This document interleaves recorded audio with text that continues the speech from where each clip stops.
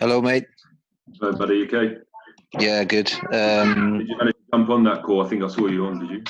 Yeah, I was there. I was there in the end, Cool. just to check how things were going. Yeah, we had some initial issues with Colin's mic, but all good apart from that, mate. Okay, cool. I can see there's some people on already. Welcome, everybody. Did you allow for anyone to unmute?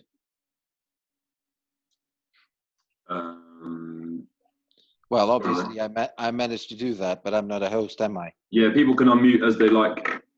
Okay, cool. But we obviously want them to stay on mute.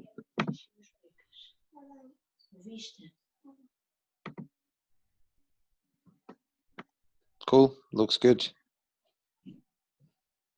Yeah, we had initial issues with Colin's mic, but we got him on in the end, so hopefully no issues with that. Perfect.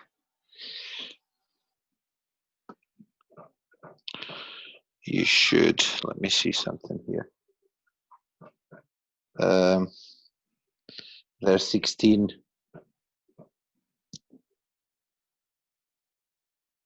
There's 16 participants.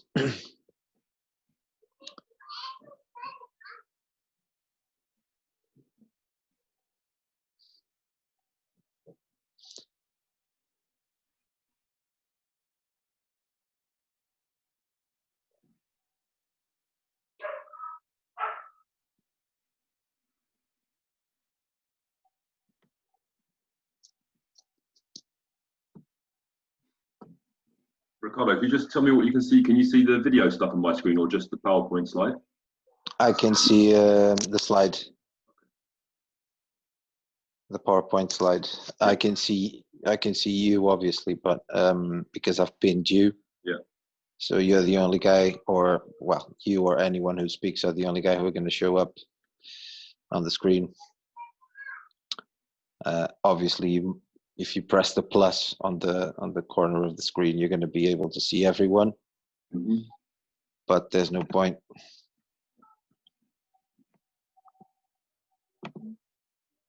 So you've got 21.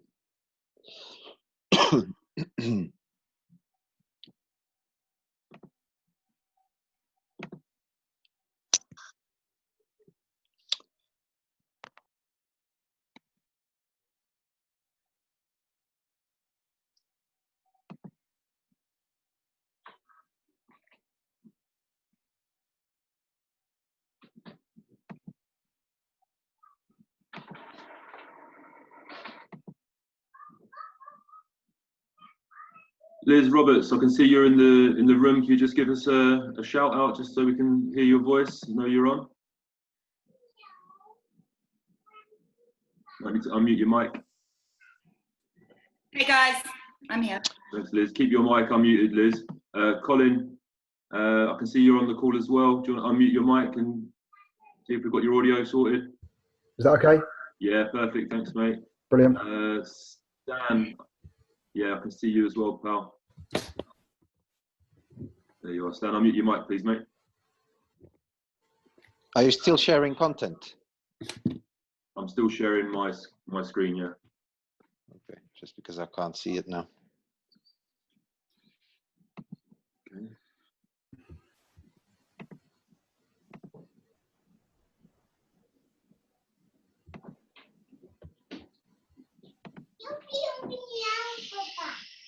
Okay. Liz, can you see the PowerPoint slide? I can indeed. Then I must have done something, but it's okay. I'll sort it. There's no stress.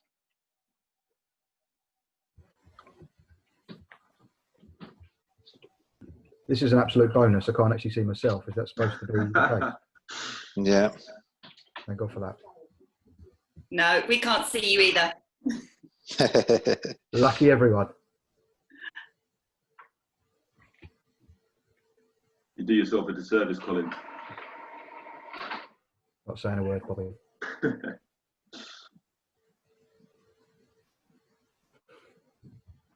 By the way, Bobby, did you celebrate your birthday recently in lockdown? I did, mate, yeah. What did you do? Did you go out, do something? I went for a run. Yeah? Yeah, Fun times. yeah. And then we had an online social event with some friends. Oh, bless. Yeah, so that was about it, mate. Really, but no, I had a good time. Good conversations with some people throughout the day and stuff. You know, caught up with my son and my parents and everything. So no, it was good. Excellent. Well, happy belated birthday. Thanks, mate. I had worse birthdays when I used to live abroad, so it's all good. Oh, okay.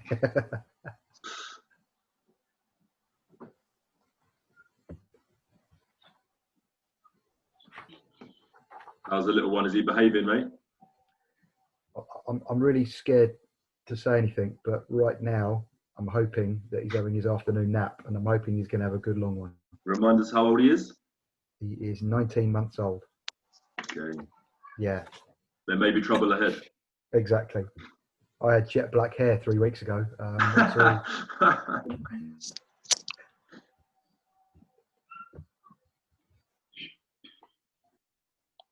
Can everyone else see Colin's? Liz, can you see Colin's video? No. Colin is hiding. And if Colin's going to hide, I'm going to hide. I've just prompted him to see if his video will start. There we go. I nearly got away with that. Sorry. Yeah. I've sorted it. Well done, Ricardo. Thank you. I was here on an individual battle to try and get back to normal. I've managed to do it. Okay, so 40. Bobby, is there any reason why you're showing us Michael Bain, or is that something? Yeah, that's it's my boss's account. Okay. Yeah. So This is alias. yes, yeah. Just in case this goes wrong, you can blame Mike.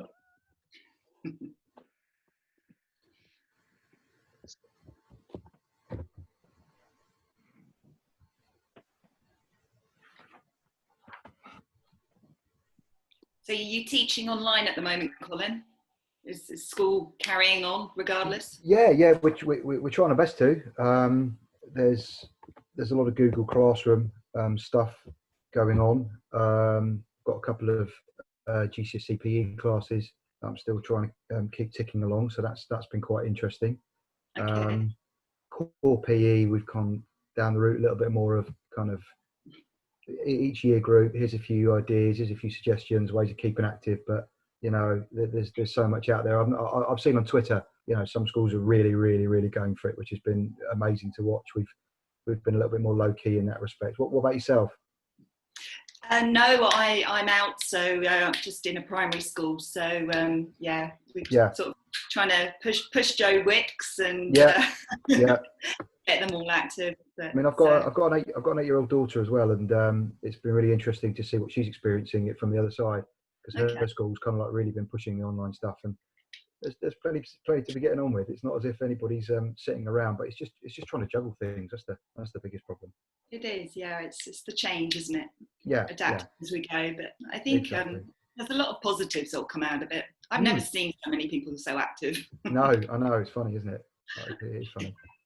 I do worry there's a lot of kind of like middle-aged people having a go at Joe Wicks when they really shouldn't be going anywhere near it. It's going to be some bad injuries.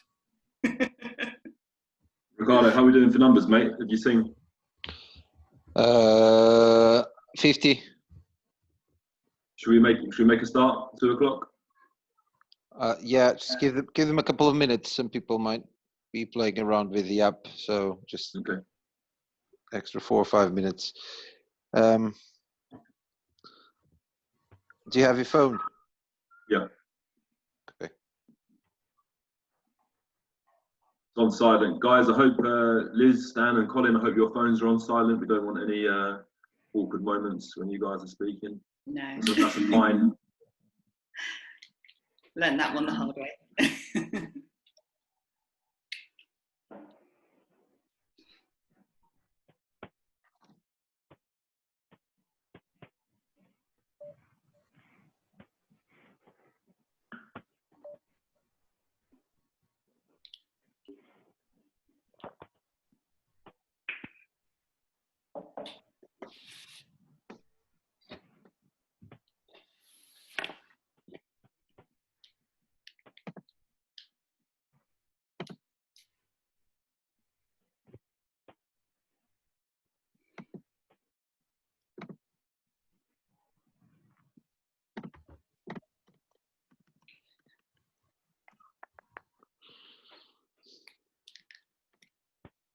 Are you guys still seeing the content? I've just stopped. Sorry, I've just stopped sharing it because you asked me to do something, and so are you doing it? Well, I'll copy the link over to you now, mate, if that's all right, and you can invite. Yeah. Where was I?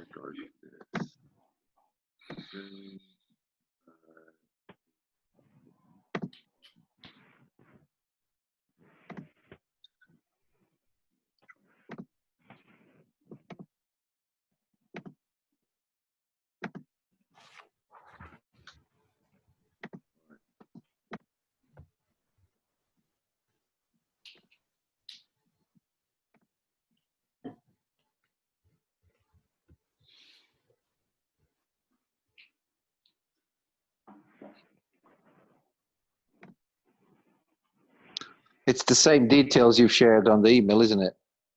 Yeah. Can you just send that over? I'll do that. Yeah.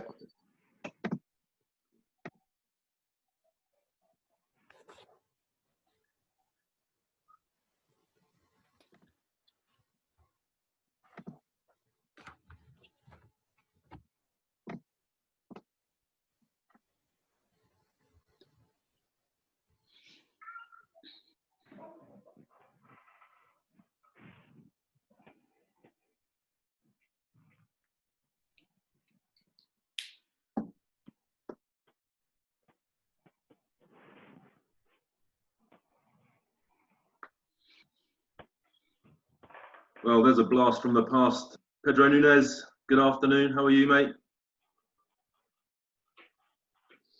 If you want to speak, you can unmute your mic, Pedro. Oh, yeah. Sorry. Are you okay? Yeah, very well. Thanks, mate. Nice to see you. Hi, Yeah, Pedro. nice to see you, mate. Hey, how's it going? It's going well. You? Yeah, I'm fine. In England in this moment. Oh, really? Yeah, I've arrived yesterday. So, yeah, my family is here, so makes sense. Ah. Yeah, the second quarantine in the last month, so that's fine. Good to see you, Pedro. We'll catch up after, mate. If you put your mic back on mute, please.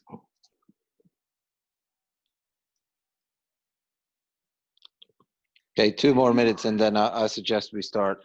Sure.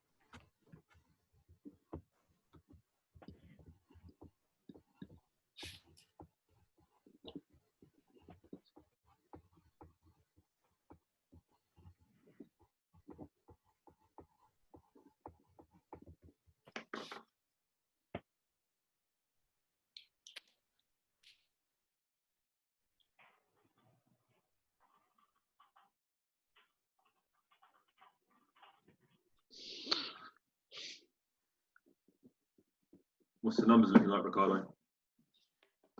Sorry? What's the numbers looking like, mate? 65. Okay, let's get going, yeah? Okay. Yeah, that's correct. Okay, good morning, good afternoon, or good evening to everyone on the call. Obviously, take which one is applicable to you and which time zone you're currently in. My name is Bobby White. I'm the National Performance Manager with England Handball. I'm not Michael Bain, but yeah, if this goes wrong, you can blame Mike. So just to go through a couple of bits with you, in terms of housekeeping, you can see on the screen, if you can keep your microphone on mute, that would be great.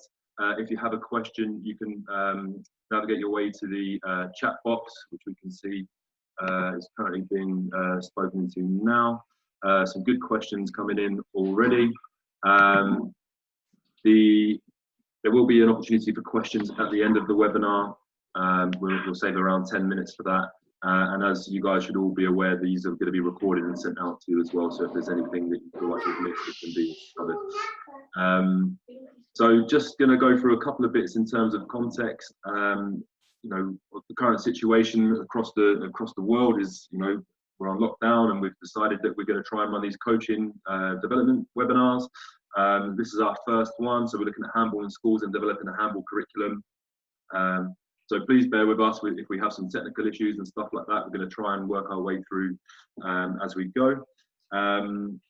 I just want to start off as well with where we've come from as an association in terms of delivering handball in the UK, or certainly in England, since 2012, when we had the Olympic Games in London. We've seen a real increase, a real spike in terms of the amount of activity that's going on in our schools, and a good example of that is the national schools tournament that we run across under 13 and under 15 age groups. Back in 2012, there was around 40 schools participating in those tournaments, and last year we had 1,700 teams enter across the two age groups and across boys and girls teams. So we've seen a huge increase in the amount of schools that are able to offer handball, and the growth on that level has been incredible. Some of the stuff that we've been doing along the way to try and support our schools is introduce some specific coaching courses for PE teachers. So we've got a basic level, which is an introduction to teaching handball, and then we've in 2018, late 2018, we introduced an advanced teachers award to try and help the PE teachers kind of increase their knowledge of the sport and their ability to deliver. Something else that's really helped us recently is there's been a change in the national curriculum. So in terms of what sports are being offered in terms of final assessments for our students, they've reduced it to about 10 sports. Handball's remained on the curriculum for many schools, which has really been useful for us. But there's a little bit of background in terms of where we're at with handball in schools in general. I am delighted to be joined by three fairly well-known faces in the world of handball in this particular space. We've got Stan Belinsky from Trafford Handball Club. We've got Liz Roberts from Paul Phoenix, who does lots of work within schools programs. And we've got Colin McGill from Aylesbury Grammar School in Buckinghamshire. So I'm going to start off by just going around to each participant for them to introduce themselves, and then we're going to get into some questions to try and generate some good discussion for you guys. So Stan, if we can start off with you, mate, if you just give a bit of an introduction to yourself and your background, please. Thanks for having me in the first place. My name is Stan. I'm the head coach of Trafford Handball Club, originally coming from Poland, moved to England a few years ago, started living coaching in schools 4 years ago with Manchester Handball Club. Currently working on programs for the primary and secondary schools along with all the coaches from my club. I've been playing handball myself for over 20 years. So it's great to be able to share the passion with people around. Thank you. Thanks, Stan. Liz. Yeah, afternoon, everyone. So yes, I fell in love with handball 2013, well, the end of 2012, saw it in the Olympics, was at university and thought, what a great game. Immediately started up a satellite club in our local area and have just continued to push the sport within Dorset in all the schools that I possibly can get into. So I go into schools, teach curriculum sessions, in half-termly blocks, and lots of after-school clubs, which has led to many sort of county programs that we put on. I also work for England Handball in a coaching capacity as other roles. But yes, I'm now the Southwest head coach, and yeah, just all things handball really. Thanks, Liz. And finally, you, Colin. Thank you. Yeah, hi everyone. Yeah, slightly different route from the other guys, I suppose. Up till about 11 years ago, hadn't even heard of handball, didn't even know what handball was. Was retraining as a PE teacher at the time, and I was very, very lucky in hindsight to have a couple of opportunities as a teacher trainer. Went through my level 1 and level 2, fast tracked thanks to England Handball at the time. Suddenly had this wonderful introduction to a sport I'd never even really had much to do with before. And at the same time was doing my second placement in what became my actual teaching role. And they were making decisions about what Change for Life, the club, to go with. Decided to go with handball, funnily enough. And it's just gone from strength to strength since then. And here we are, 9 years later, very lucky enough to have coached a couple of national schools winning teams, seen boys gone on to play regional, national, and also recently Team GB level. So yeah, from something I knew nothing about, it's been a bit of a life-changing experience. Great, thanks, Colin. So the first question I'm going to start off with is open, and whoever feels like they're in a position where they're ready to answer, just feel free to jump in. And it's around the barriers that you've faced in introducing handball into the schools or into curriculum time. You know, I'm sure people across this webinar will have experienced challenges themselves, and I suppose we want to give them a flavour of the challenges that we've had in England, and then perhaps how we've overcome them. So I'll open that up to the floor. Or should I pick on someone? I think you're going to need to pick on someone. Colin, how has it been within secondary school for you? What barriers have you faced? I've been very fortunate insofar as I work with a school that kind of like allows quite a bit of autonomy. But handball was very much about an extracurricular thing, an opportunity for boys to just kind of like have a go at the sport as an extracurricular club, and that's how it was originally introduced. We only run kind of lunchtime clubs initially just for under 15. And then, 3-4 years later, we've been able to do under 13 as well. But it's about initially convincing people that handball is a legitimate sport. I think some people need to see it being played. What helped us massively was getting involved in the national competition at the time, which was in its junior phases, in its kind of like number of teams and its venue. But it gave a little bit of focus, gave a little bit of context to what we were trying to do. And from that point on, once we kind of achieved a little bit of success initially, and a lot of boys started to buy into it, it became easier then to kind of try and introduce it from a curriculum perspective and start to integrate it into key stage 3 and then key stage 4. So that's very much how the route has gone in our school. Yeah, success breeds success, doesn't it? 100%, yeah, 100%. I think I'm similar. So I mainly at the moment in primary setting, and I've been very fortunate that the local schools have just embraced handball. They see so many benefits to it. The barriers we faced are mainly staffing issues. So when we try and get more into the competition route, so some of the under 13s, we've got lots and lots of handball going on in the schools. We've got 30-40 kids coming to after school or lunchtime clubs, but then the barrier is staffing and transport and staff time. So you get to the competition, and then the head teacher has decided that you can't spare the staff to take them to the competition that day. So that's been one of our biggest ones. And in addition, we faced with the Dorset School Games, so in the under 13s. 2 years ago, the Active Dorset couldn't actually staff or man or finance the under 13 competition anymore. So we took that on as a club and managed to keep it going. So it's all about resources, time and effort. But where there's a will, there's a way. Thanks, Liz. Stan, have you got any comments on the barriers you've faced up in Trafford? I think, again, we are very fortunate in Manchester because I think 2 years ago, 2 schools, boys and girls in under 15, won the school competitions organised by England Handball. So we basically, from the club perspective, we just took it from there. introduced a few tester sessions, trying to find the teachers that are willing to, you know, get involved with the sport, provide them with the opportunities around the club, and just take it from there, really. Okay, something that's really caught my attention with the answer you've given is around the resourcing and staffing, which is obviously a big challenge. Would you guys mind sharing a little bit about your own coaching journey, how you guys have managed to develop yourselves and what opportunities you might have accessed to make sure you guys are kind of up to speed with handball and the coaching side of it? Yeah, that's cool. So as I said, I fell in love with, I got introduced to handball through a level 1 at Bournemouth University. So I was there as a mature student a few years ago, and just introduced and thought, what a fantastic game, so accessible for children. Just having that passion and seeing how kids had to it, and it just gave everybody a sort of a new platform, a sports platform to play from.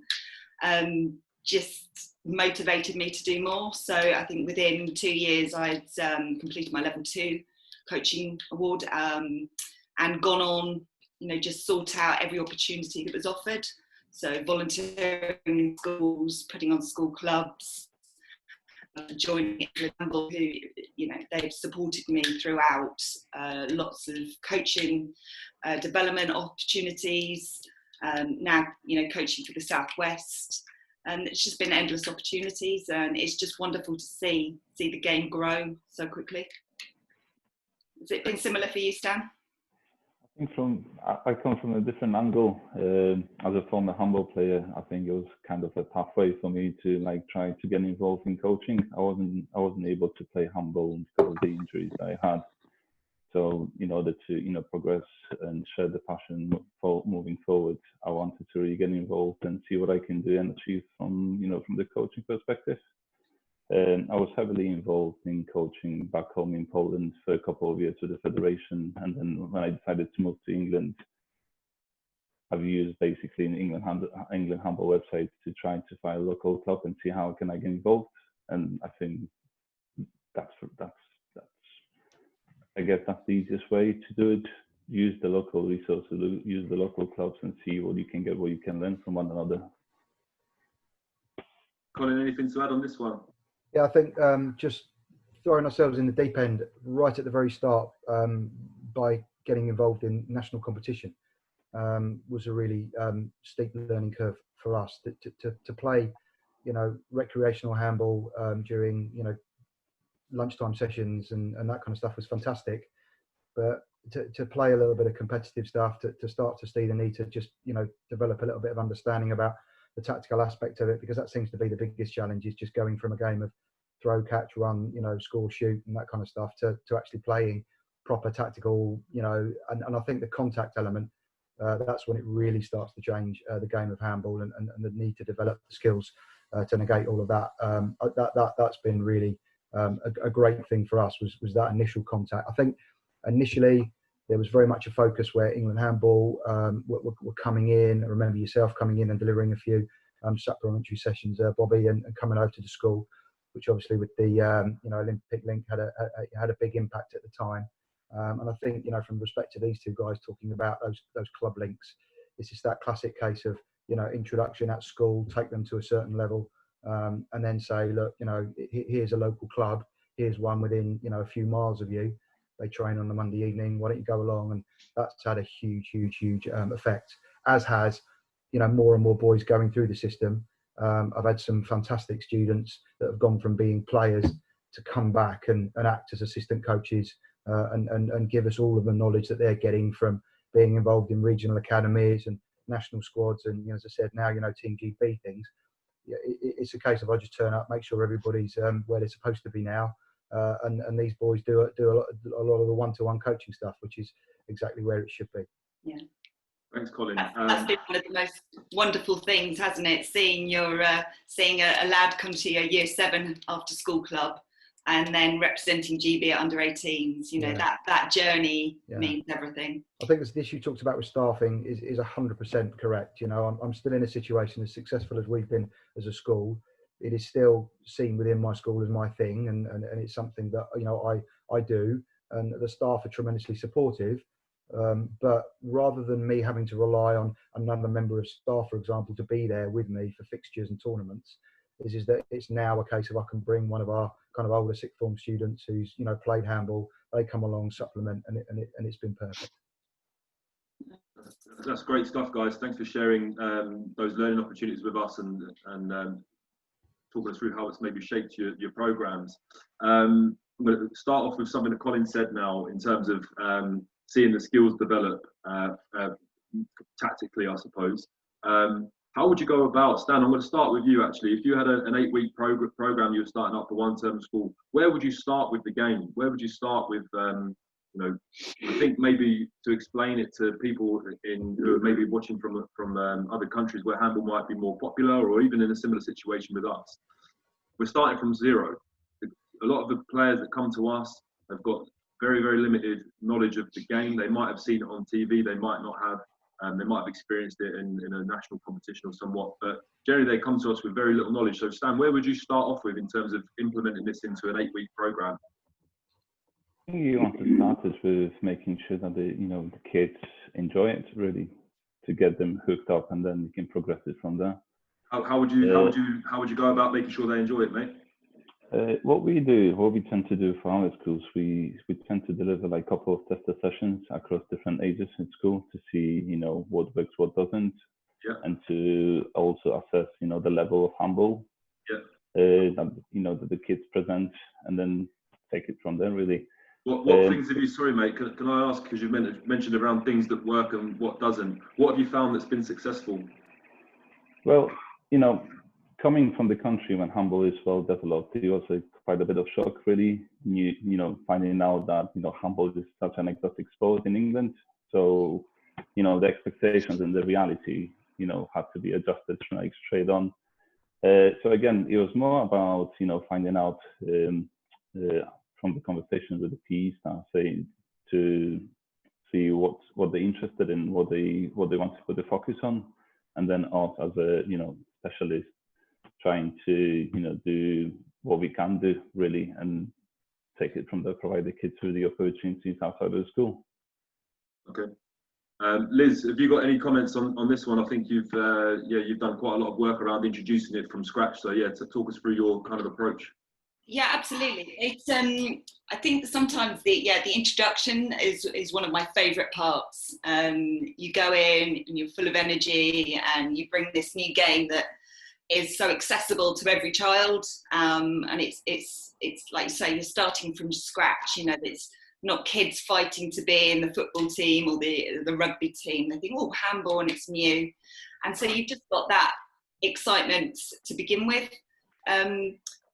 And then it's just bringing energy. We just show them the game straight away, you know, straight in, and keep it really simple. A case of, look, this is a goal, this is a ball, throw the ball in the goal. And then you start to bring in, you know, different small-sided games, conditions, just fun stuff. Yeah, it's just fun the whole way through, and you just adapt to make sure that everything you do is handball specific. You know, games that's going to increase their, you know, the level of their arm when they're throwing, just as many touches of the ball as possible. You know, that's the philosophy here. But yeah, fun. The main thing is, you know, that each kid develops success in everything that you do, every session, and yeah. Great. Thanks, Liz. Colin, how about you at AGS? Have you got a particular method that you would introduce to sport to a new age group? Yeah, definitely. Irrespective of whether it's being taught at Key Stage 3 and Key Stage 4, and that's the wonderful thing about handball, is the kind of nature in which you can progress and develop, and also differentiate within you know, both teaching and also the extracurricular stuff as well. But generally speaking, we'll always look to teach things via a kind of games for understanding approach. So more of a whole part whole. Just give you a little bit introduction when we go through our kind of like introduction to handball, sort of session 1, to allow them to get into gameplay straight away. We'll go into, you know, obviously no contact, because that is something you don't want to go into straight away, but we go with a 6-step, no dribbling kind of gameplay straight away. So you know, so much can be achieved off of just 6 steps. That it allows our students to understand how to develop space, create space individually and as teams, and you can start to look at those things before you then start to look at, well, hold on, you've now only got 3 steps. Let's just try and introduce a bounce, and then 3 more steps, and then just kind of like, you know, piecemeal it on from there and progress it and develop it. And every so often just say, right, okay, we've now got to look at the difference between passing a handball and throwing a ball. Let's do a session where we look at it as more of a skills based. We'll still integrate it within small sided games and try and go from there. And I'll be honest with you, really just go with the pace at which the students are comfortable working and the kind of challenge that they're able to meet. Thanks, Colin. Some really, really useful stuff you guys talking about there, and something that's jumping out at me at the moment is potentially challenges around specific positions. I think everyone on the webinar will probably know which positions I might be talking about, but Stan, from your perspective, am I right in thinking that you played as a pivot as a player? The playmaker. Playmaker. Oh, beg your pardon. Maybe it was just on the course I saw you doing such a good job at pivot. But let's take it from your experience as a player, and then trying to introduce this particular role within handball in schools in England. What's been the biggest challenge with it? To be honest with you, I don't tend to focus on positioning too early. I would rather them develop, the proper technique and, get the right mindsets and enjoy the game. And, as you go with the game, people start developing the pathways, really, the skills, and then you can perhaps match it to the, practical position in the game. Okay, thanks, mate. Colin, how about yourself in terms of the line player / pivot? Any challenges you've experienced with this position? Yeah, you can sometimes tend to go down the cliche and look at the guy who can kind of handle themselves physically, enjoys the contact side of things. I mean, that's one thing that the school I'm at, we're a rugby school as well, and we've got a lot of basketballers and those kind of guys. And once they understand the physical aspect of the game and what's required, then you tend to find out the guys who kind of enjoy that side of things, working kind of like close spaces, close proximity to others, and try and look to develop there. The other thing you've got to do, obviously, with you being here, Bobby, you've got to, find the kid who's crazy enough to stay in goal and, want to stop a few handballs coming at them from stupid speeds and stupid places. So you always kind of like identify the lunatics amongst your group, and then you go with those and work with those. And then, similar to, as said previously, I don't really tend to, focus on position too much until we get into kind of like a real desire to want to kind of play more team handball and extracurricular stuff when we start to move and kind of like do a little bit of isolated stuff from there. Okay. Thanks, Colin. And I take those comments as compliments, by the way. Thank you. Always Liz, how about your experiences with these 2 positions we've highlighted? Obviously, at the moment, I'm at a lower level primary within schools, primary, so positions don't really to play too much. Obviously, there, as Colin said, there's the certain number of you that love to get in goal and throw stuff around. But we, tend to make sure that everybody is rotating, nobody gets stuck anywhere. One of the biggest aims, I think, primary school is sort of developing that there's no fear of the ball, and so making sure that you've got the right equipment, that you're using, the correct ball. Make sure it's something nice and soft, or size for their hands. But positions come a little later on, don't they? So. Yeah, sure. I just was interested to see if there was any particular methods that you'd use to introduce the goalkeepers you mentioned around, softer balls and stuff like that. It's a terrifying position for people that have never ever seen the sport and they're going in goal for the first time. Speaking from experience on that one. In terms of other things that have contributed to the success of your programs, is there anything that you can think of that if we didn't have that in place, or maybe on the other side, if we had that in place, we would be able to push our programs on even further? I mean, Colin, from a school's perspective, I'll start with you. I mean, what things have been invaluable for you for the success or the development of your program, or what's missing? I think what's obviously, because I've in reflection now, in hindsight, I've actually been involved in this a lot longer than I probably anticipated. So, you know, from seeing national competition start, I was involved 10 years ago, and the pathway in which you went through, and you know, we're now at a stage where to get through our national competition, we have to go through district competition, we have to go through county competition, we then go through regional, and then if we're lucky enough, we make it into national finals. And that challenge has become harder and harder and harder every single year. And what I've really noticed in our area, you know, in the Buckinghamshire area, you know, that's the wonderful work that's been done in combination with, you know, England Handball and LEAP, you know, as our county council sports organiser. You know, the county competition is one of the hardest things for us to get through, and it's been a real challenge. And that has made, you know, a massive difference when you're looking at kind of like the buy-in and you know, pathways and routes that you can, you know, get through. Maybe it's maybe it's an ignorance on my behalf. A lot of my knowledge base, I felt, was developed in the early years of, you know, taking this on and doing stuff in those first 3-4 years.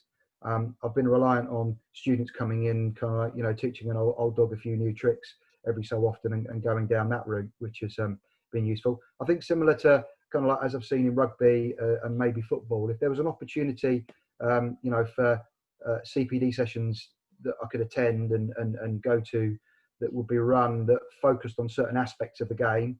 You talked about positional stuff, and you know, like if it was like a goalkeeper specific or winger specific or, you know, attacking specific sessions that we could go to, so you could look at the, you know, the tactical side of things. I think that would help massively going forward. Okay, so more bespoke workshops around those things, kind of like what we've got on in terms of the webinar series, actually. But you'd like them to be, you know, more local and accessible in that sense. Great, thanks for that. Liz, let's go to you. What do you think in terms of the additional bits that have supported the success of the programs you're working with, and maybe stuff that's missing? The support we've had, England Handball, you know, have pushed on the youth competitions, so developing into under 13s and under 15s now, with school sports. It's just flying now. These, like I say, these webinars now are on lockdown. Fantastic resource for us all to get involved with. I agree with Colin. I think more and more teacher CPD. Once teachers understand the game and have actually played it, you have more support on your side. If you have a school on your side and supporting you, yeah, you can't fail. So yeah, a little bit more. Thanks, Liz. And Stan, from you? I think the big thing for us was when England Handball introduced the under 14 leagues. You know, the school competition is one thing when, you know, you can use it as a selling point when you go to the schools. But then you get the people, you get the kids, you get the players, you get the teachers willing to, you know, develop it further. So that's when you can introduce it, like saying, listen, there's a local club, they do great things. They're part of the, you know, regional, national leagues, and, you know, kids can actually challenge themselves. Definitely, For us, that was, I guess, the main thing, which basically we based our, you know, the first year of existence around the club. Okay. And use it as a main selling point for the schools and local partners. Can I just say one other point? Sorry, I think the other thing is that, you know, from a secondary perspective, you know, you touched on it briefly, that the power in which, you know, handball being a practically assessed sport within GCSE is so crucial and so vital, you know, for the development of handball going forward. Moderation. It's an interesting one, being moderated. I don't know if this is a point that we're going to go on to a little bit later, and I'm talking about this a bit too early. No, go ahead, Colin, go ahead. Later. I think, you know, from the perspective of seeing a few moderations and going through that moderation process, it is quite interesting to be externally moderated by people who may not necessarily be au fait with what is going on in handball. It is an interesting one. And also, you know, with more and more working in like these kind of like hubs and schools that are being asked to put on handball sessions, is that, you know, for moderation is to see that moderation take place. And I think the other biggest challenge and this is something that, I know from speaking to a few people at England Handball about, is really making that moderation assessment criteria probably a little bit more relevant to handball than it currently stands at the moment. I think the skills breakdown in its core skills and advanced skills is a little bit confusing to look at, even if you have been playing handball or experiencing handball for a period of time, because I'm not necessarily certain that the criteria is as clear as it could be. I know that we've been doing some work, some colleagues have been working with awarding bodies to try to actually address those points. And for those people that are listening from abroad, Colin, can you just go into a little bit more detail perhaps around what moderation means, how the process works, where the moderators come from? Yeah, sure. Okay. So as part of our GCSE, kind of like our year 10 to 11 qualifications are, within PE, with our examining board, the boys and girls are assessed over 3 practical sports, and they're given grades based on their abilities, whether they be kind of like skills in isolation, decision making, tactical stuff, etc., etc. And what ends up happening is that a school will be responsible for the internal moderation, so giving students grades based on the teacher's understanding of the assessment criteria. And then obviously, in order to determine whether that assessment has done legitimately, we go through an external moderation process where maybe 4 or 5 schools are brought together by an external moderator employed by the examining board. And what will happen is that on an external moderation day, handball, for example, will have a half an hour, 45-minute slot where somebody will lead a session, either game-based or skills-based, and teachers will have a look at a variety of different students who are invited to join from different grades and different boundaries and grade boundaries, just really to determine that people are being assessed consistently and effectively. Okay, thanks for that, Colin. Really interesting stuff. Questions that have been coming in through the chat, quite interesting to see some of the range of questions, and this one's probably quite relevant to people from all over, but we've got some specific challenges around it in the UK and certainly England with regards to funding. So how are you guys accessing resources in terms of goals, other equipment, anything around the courts that you're using? Like, it's expensive to put down the lines on the court. So Liz, I'll start with you. Has there been anything that you've done to secure funds to support? Yeah, I start by going down the back of the sofa. So yeah, funding's out there if you search hard enough. So from a club perspective, we set up using a Sport England small grant. We were lucky enough to reap the full reward there.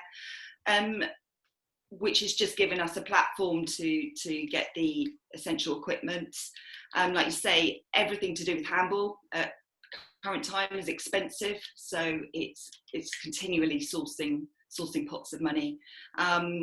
Starting off obviously with the small grants, and then running several satellite clubs so that you could get funding in, you could start building up new little pockets of handball across the county. So that was a terrific start. Yeah, there's been little pockets also through England Handball with the proactive funding. So it's a bit like the old club mark where you tick boxes and you meet the criteria for working hard towards promoting your club. And so yeah, there's extra money coming in there. And then it is just a case of searching for the best deals and on venue hire, and hoping you strike it lucky with a school. So that's been one of the biggest bonuses, getting in with a school who want to help support you and finding a little bit of available time there. But yeah, the funding's there, just got to look. Okay. We'll go to Colin from a school's perspective. Is there anything that you've seen probably differently to what Liz is describing in terms of access to these funding pots that exist for clubs? Yeah, I've always got kind of like the policy of trying to deliver this as cheaply as possible, if I'm honest with you, and trying to minimise on costs, because you're always constantly competing with the kind of like more, I hate to say it, majority sports, where budgets are spent on, you know, rugby, football, etc., etc. So we've always tried to adapt. It's a luxury to play on a full-size handball court. Played in lots of competitions now, and do everything in a sports hall that is probably, we play on a netball-sized court, which is not ideal. It means the boys have to get a little bit creative with regards to creating space, but we tend to kind of like use and adapt. When stuff has not been available to us, we haven't been afraid to go outside, obviously weather permitting, and deliver from there. You know, at the end of the day, it is a sport that can be delivered quite cheaply. Access to a portable goal. We're lucky that we've got 3x2s, but it doesn't have to be. Just a few handballs, if you're going to mainly go down a game-based approach, will help as well for introduction. But, you know, like everybody else, really, it's just appealing to the better nature of my head of department every so often, and just asking if he can help with a little bit of funding every so often. Yeah. I have one school, Colin, that we have a goal taped on the wall. So yeah, we've done that in our sports hall. It's good fun. Necessity is the mother of invention, eh? Absolutely. Stan, anything from you on the funding side and access to equipment and stuff like that? Well, from my perspective, I had no issues in either securing or finding the funding. The funding is there, like Liz and Colin said, and then again, if there's a will, there's a way. You can start off with the Sports England grant. You can have a conversation with England Handball. You can, approach your local councils, local partners, local businesses, that willing to spend some money or, share some money. You can approach the equipment providers saying, like, guys, listen, we'll create some videos. You can put it on the website, use it as a, promotions materials. Again, I'm happy to share the applications that we use for the Sports England, because from what I can see from the comments, people are saying that the process is very much complicated. It is and it isn't, and at the end of the day, we're all here to grow handball and to support one another. So I think, as a community, handball community, we should work more together moving forward. Thanks for that, Stan. And if people want to contact, if we're happy to share emails and stuff, then we can put that in the debrief email that goes out after this with the recording. Just one more question from me before we maybe move on to some direct questions from everyone watching. This is maybe a bit more challenging one for you guys. Best bit of advice, like top bit of advice for any would-be teacher / coach that's looking to start a handball project in a school. And I'm sorry, Colin, I'm going to start with you. I'm going to put you on the spotlight, please. Brilliant. Yeah.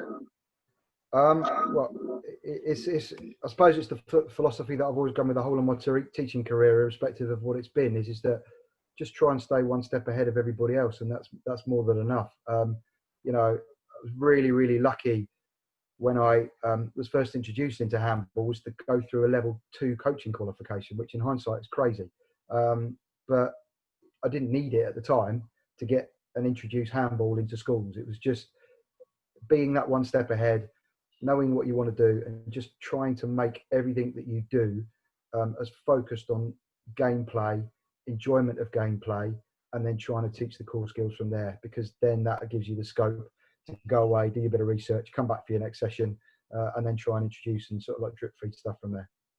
Thanks, Colin. So guys, it has to be something different to what Colin says. And Liz, just because the yellow circle is on you at the moment, I'm going to go straight to you. Best bit of advice for the would-be teacher / coach starting a handball project at a school? Enjoy it.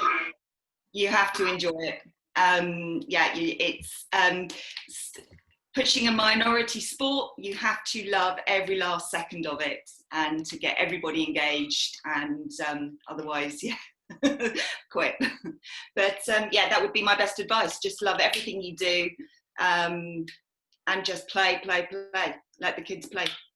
Okay, thanks, Liz. And finally, Stan, we'll come to you before we open up questions to the guys watching. Well, from my perspective, we live in the 21st century. Everything is on the internet. You can, by no problem, reach out to anyone whenever you're unsure and you want to ask questions. So again, I will encourage everyone to basically, talk to one another, exchange the experience, try to challenge yourself on a daily basis and see what you can get. So basically like a little community of practice, figure out which schools have done it around your area, yeah, share ideas, stuff like that. That'll be Absolutely, it'll be great, I guess, like to use Colin's history to, you know, open it and sell it to the other schools, saying, guys, you know, I've started somewhere. This is what I've done and how I've done it. You know, of course, you need to find your own way to, you know, when it comes to delivery.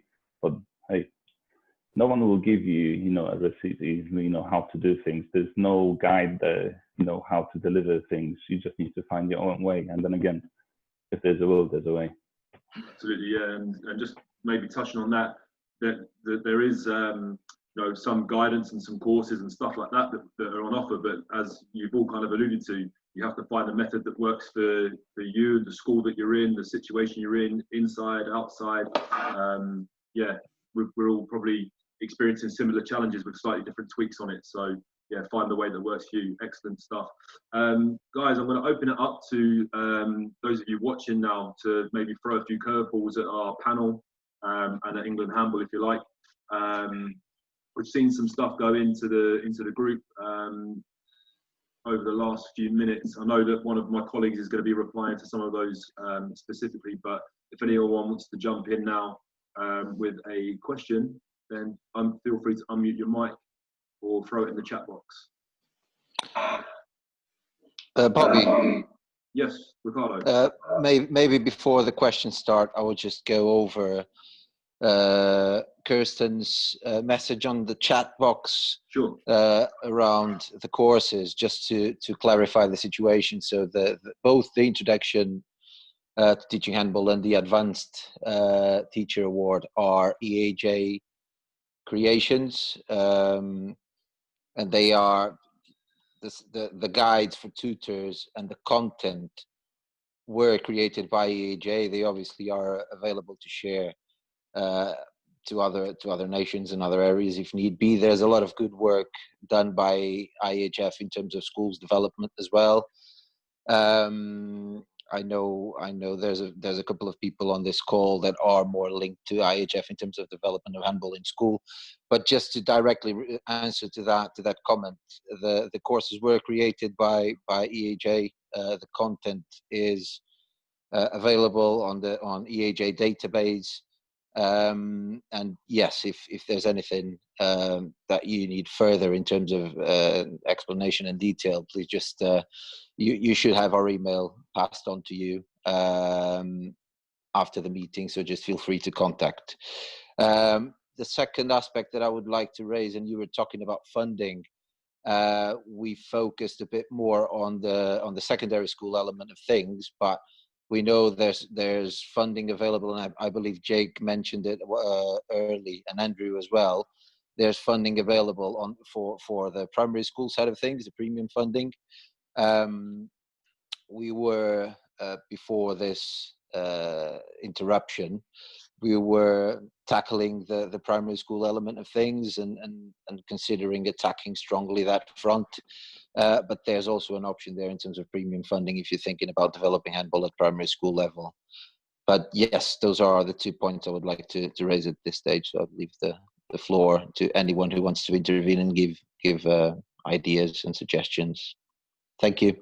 Ricardo, just while we've got you on, yep. There's I know that your work, particularly in the Midlands around primary schools, has been probably one of our flagship areas in terms of primary school work. Question thrown into the group now from Andrew in Newcastle. The closest school to them playing is an hour away. How would you, or what kind of things could you do to support the club to grow if they're facing that challenge? No other schools around them playing? Well, is Andrew asking from a club perspective or from a school perspective? Primary school. Well, the ideal pathway to solve the issue would be to engage more schools, and to do that, you would contact the EAJ element responsible for your area, so the partnerships manager on your area, present the issue, and the EAJ member would then contact local CSPs and SGOs and try to develop courses that would raise the interest and the profile of the sport, and from then create a core number of schools that would be willing to take part in and come and play tournaments or even the EAJ competition. That would be my answer. Okay, thanks, Ricardo. I think Andrew's no problem into the group. His particular challenges around the SGO, not having plans for it, really difficult one, and it might be something that we pick up off the chat with one of our support officers. I mean, one of our team. England Handball can go directly to schools, so it's a question of identifying schools that would be keen to develop. Try to engage with them in terms of development of teachers, and then go from there. Even if the SGO doesn't have the interest, doesn't mean that we can't push it. So it's a question of getting in touch with the relevant people, and we would be more than willing and able to help on that. Okay, thanks, mate. No problem. I'm going to open up a question that's been thrown into the group. So it's open to Liz, Colin, and Stan. But I might start with Colin because you've probably experienced it maybe a little bit more than most. How do you stop? I mean, for those of you that weren't aware, Colin's school is an all-boys school. And so, Colin, the question is around boys with perhaps a football mentality where they would be rushing up and kind of playing almost football but with their hands. How have you managed to constrain the session so that they start following a more handball-esque format and start to appreciate the need to everyone attack, everyone defend, that kind of game model? With the whole team attack, whole team defence, just really simple conditions to the game, I tend to find to help, because you do get mentalities where guys think like central defensive midfielders in football, and this is my little zone and I'm going to stay in here. Real simple stuff, like apart from the goalkeeper, at the time that the attacking team scores, everyone needs to be in the opposition half. That kind of stuff kind of promotes getting that team forward. Other things where return to defence, actually calling out a timeline where you actually want everybody to get back in their defensive positions within 3 seconds, 4 seconds on losing possession of the ball. Just little things like that. In order to try and promote a little bit of width and depth as well, we'll usually kind of like put a court into 3 zones, central zones, and 2 wider areas, and only allow kind of like 2 players per attacking team to be in those zones. So there's lots of things that, if I'm totally honest with you, I will transfer from other sports and just adapt it and put it into a handball context. Thanks, Colin. That's great. There's lots and lots of questions coming into the group, which is great. And one of the questions come through, Ricardo. I might just come back to you for this one because, again, it's about primary school tournaments. Yep. It's asking why AHA doesn't try to organise tournaments on a primary school level. Maybe you've got some comments for this. Well, it's a question of using the resources that are on the ground. Primary school handball tournaments are being organised through guidance of EAJ in most of the areas in the country. We can't just make it national when we are at the moment trying to raise the interest at under 14 level. So eventually we'll come to that, but at the moment we need to take step by step. We unfortunately don't have handball as a prime sport, so we need to be carefully realistic about our approach.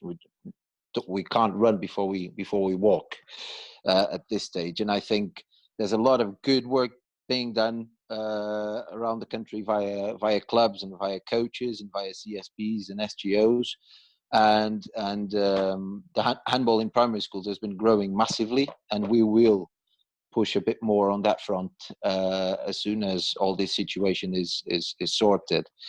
In terms of the question around mixed with primary school kids, the answer is yes. We play mini handball. There's a lot of documentation around mini handball available on IHF as well.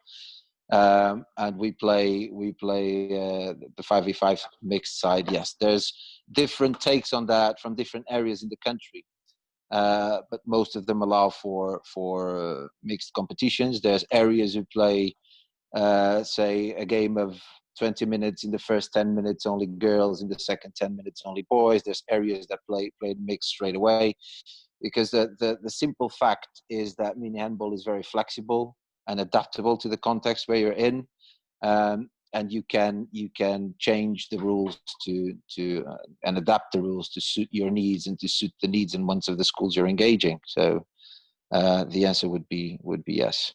Thanks, Ricardo. Liz, I know you've probably got lots of experience of delivering mixed handball, and not just in terms of competitions, but in terms of the training and offer that you guys put on. Can you talk us through your experiences of mixed handball for the younger age groups? Yeah, generally it's a hugely positive experience. You two tend to get the stereotypical sort of the athletic boys who want to take control of the game, but we often counteract that with, we'll put in a 30-second power play, which means any girl who scores, she gets double points for the team. So it's trying to engage everybody. And my experience is that the boys suddenly realise that actually the girls can play really well. So I think they put all their sort of, their fast netball skills into it, and it's such a great mashup of all their other sports. But they need to play it, and once they've realised that mixed isn't that bad, they fully embrace it. But yeah, it's been great. If I could just add on that point, because I'm lucky enough to also be the SSCO, and we still do kind of like have a school sports partnership operating in this area. And one of the biggest uptakes that we have for our competitions every single year is we run a year 3 and 4 and a year 5 and 6 mixed handball competition. Yeah. And because the contact element is taken out of the game, we have no concerns really in relation to mixing boys and girls, because we restrict the number of steps that they can take with that takes away the kind of one person just dominating, and it is easily one of the most fun, one of the most interesting, and one of the most enthusiastic environments you can create in a PE context. Thanks, Colin. Guys, I'm going to answer the next question. There was a question raised around progression routes for players from schools programs through clubs / into regional academy and performance programs. So those of you that don't know, I'm the national performance manager. I think I mentioned it earlier on.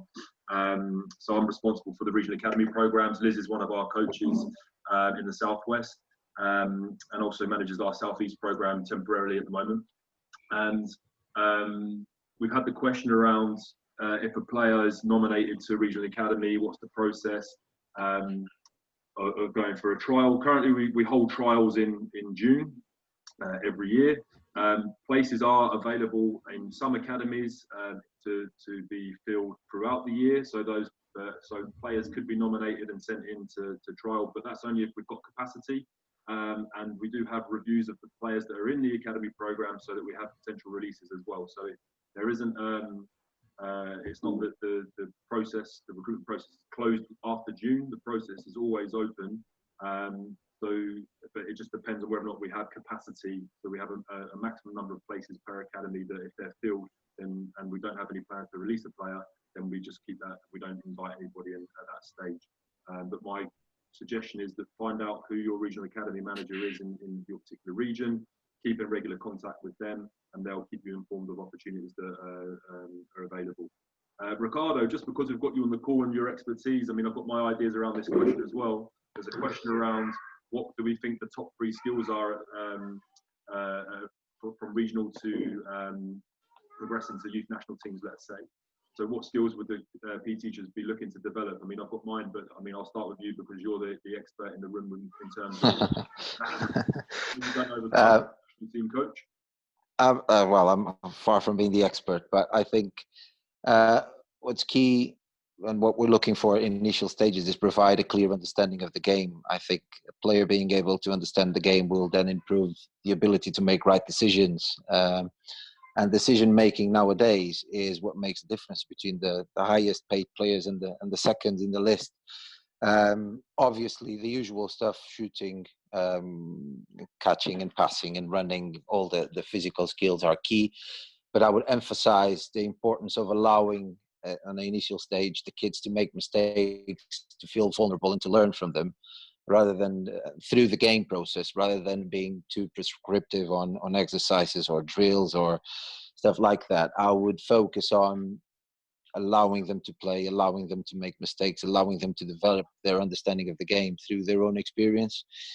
Because we quite often, we coaches and we teachers quite often are guilty of trying to prescribe too much. And I think there's no learn as one we do ourselves through our own mistakes. And that would be my go-to point.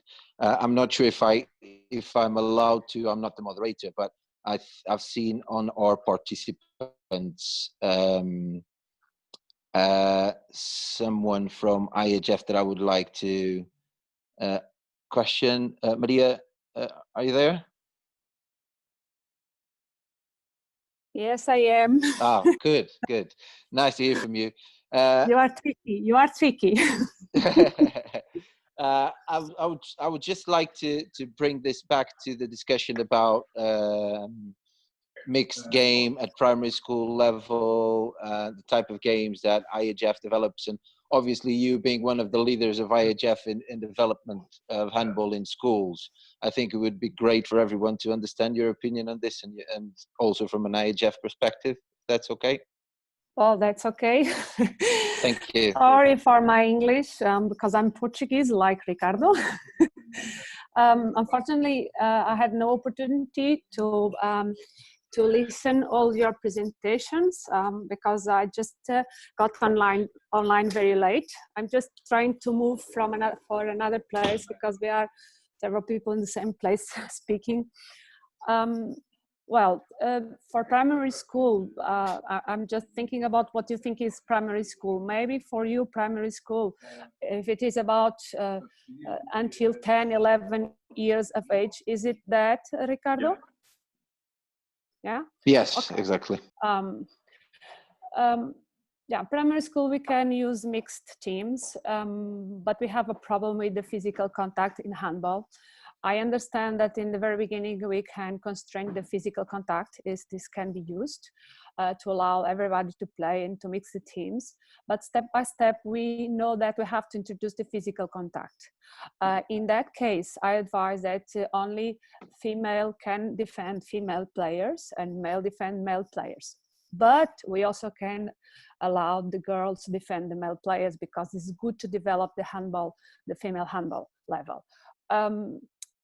Because when we got into the puberty, there are problems with the physical contact because we have the hands in front of our body, and this can be a little bit constrained for the kids and for the girls. So I think we can use special rules to put everybody together to play, to enjoy the game. For sure, to not allow two players to shoot in a row, it is a special rule to involve everybody, and also to give different scores depending on the number on the sequence of the scoring attempts. There's lots of possibilities to involve everybody, but we also must understand that when we want to develop the handball, we want the best, not to feel so competent. So we need also to look to the best players, best students, because we want them to continue in the sport, because this will help to develop the handball. I would like just to add some other things, that is the idea of adapting the handball to our schools. It is not only 5 against 5, please. We should use other game forms. For example, 3 against 3 plus goalkeepers is a really interesting one. And also we can use a game form in the beginning with the advanced goalkeeper. Then we can play 3 against 2 or 4 against 3 plus the goalkeeper. This is really good at the beginning because we help them to understand the most basic thing, that is to be able to solve numerical advantage and to score a lot, to always find a passing line, to pass a lot, to different types of passes. There are lots of issues that we can focus when we talk about this introduction. So there is lots of possibilities, and we don't really need to have always a perfect goal, always a perfect court. This is not true. So we need to adapt the handball to our school conditions, to our kids' levels. This is always the key. So there is a kind of progression that we can use, but in the very beginning, it always depends on each teacher, on the ability of these teachers to understand the game, to like the game. Because if your teachers do not appreciate the game as a tool to educate students at school, they will never use handball at school. So they need to like the handball, because handball for primary schools, well, there's a fantastic game because the kids are always running, shooting. Oh, it's really linked with the motor skills, or linked with the basic motor skills. So I think it is a really interesting tool for educating students at school to introduce collective sports. So we need to make it different from basketball, from soccer, to be able to have a space in handball, in the curriculum in the school, to have this space. So sorry, I'm just talking too much because, well, this is my daily life at school, at the university, and I enjoy it very much. So I don't want to to speak too much about this, but well, I'm available if you want to know anything more. Just a couple of ideas. Sorry for my English. Sorry. Louisa, thank you so much for that passionate take on handball and some really cool ideas around how the teachers and coaches on the call can develop the game for the younger age groups. It was lovely to hear, and your English was perfect. So thank you for that. I would just like to add something, because some years ago I spoke with Kirk, that is a really known researcher about this stuff about team sports at school, and he told me that in England they had a really bad experience with handball at school. Then I tried to understand a little bit more why this happened. This was around the Olympics, and he told me that well, they introduced 7 against 7. And that is obviously a really big mistake, and particularly when we use a lined up defense. In the beginning, it should be a little bit like football, running and going, everybody goes to the attack, everybody goes to defend. And then step by step, we will introduce the positional play. And there is a key to decide this. And the key should be when they are ready to play positional play. Not, sometimes we can go a little bit faster and to introduce this positional play with playing constraints, like Colin said. I agree with what he said, but this should be mainly based on the kids' needs, on their level of development, and not in our idea of handball. So I should help them to develop their own ideas of handball, to help them to understand the game, to enjoy the game. If they don't enjoy the game, the lesson, they will not come in the next day with the same feeling. So this is always about this, to like handball, kids, and also teachers. Louisa, thanks so much for that. Yeah, really important that as coaches and teachers, we're putting the needs and wants of the kids in the middle. Everyone talks about player-centered coaching, athlete-centered coaching, and it's so important to make sure that we are moving the kids on at the relevant stages according to their needs and wants. So yeah, perfect advice. And guys, we're very lucky to have Louisa on the call for that. So thank you for your contribution. You're welcome.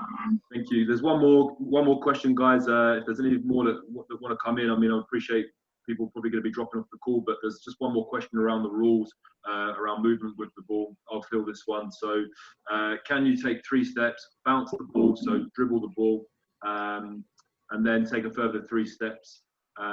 Yeah, absolutely. So that's the rule. Once you've caught the ball, player can take 3 steps with the ball, bounce the ball unlimited amount of times. Obviously, there's some technical detail around that in terms of not being allowed to carry the handball like they might in basketball. So you can see my video. I'm just making that motion with my hand. Once I've stopped dribbling the ball, I can take 3 more steps, and then I have to release, so I can't restart my dribble. Bobby, sorry for inputting on that, but if there's a need for understanding the rules around dribble, there's on England Handball webpage, if you go to schools competition, there's a link to YouTube videos that will explain clearly the rules that you're trying to understand. Probably explaining much better than I can as well, so thanks for pointing that out, Ricardo. Guys, there's no more questions coming into the chat. I'm going to take this opportunity to say a big thank you to Colin, Stan and Liz for joining us on the call and sharing their experiences of delivering handball into schools. It's been a real pleasure to host. I don't know if you guys have any closing remarks. Liz, we'll start with you. No, just thank you very much for having us. It's been an absolute pleasure. Stan? Same for me. Thank you. Thank you for your time, guys. Thanks, Dan. And Mr. McGill? No, just a massive thank you. And also like to say a quick hello to Adam Woodage, who I know will be watching this a bit later on. He's an absolute legend in the world of handball. He's done a heck of a lot to help me out, and I know he gets about quite a lot. So just wanted to say hello. Thanks for that shout out, Colin. Guys, I hope you're all well wherever you are. Stay safe in the current climate, and we'll hopefully see you on the next webinar with Axel Norgard from Denmark, from Scannable Handball Club. Thank you very much. All the best, everybody. Bye-bye. Take care, guys. Cheers. Bye. Bye. See you later, guys.